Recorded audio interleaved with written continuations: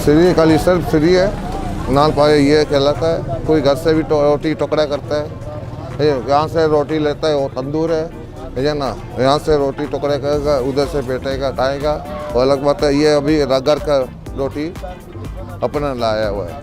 ये 300 वाला बनाएगा, 350 वाला बनाएगा, इस चीज़ की अपना इज्जत होते हैं। कम से कम 2 रोटी का इधर 80 रुपये रोटी के साथ, 30 रुपये का रोटी हो गया, 50 का पाया बनेगा। 3 रोटी का 120 रुपये, रोटी भी मेरा है।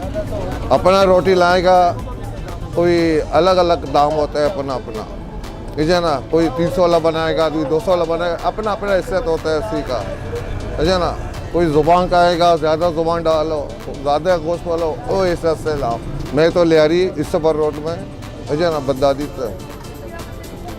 इस पर रोड, है ना। मेरा पता आज चौक की तरफ से हाजी पीमर रोड, बगदादी हाजी पीमर रोड है।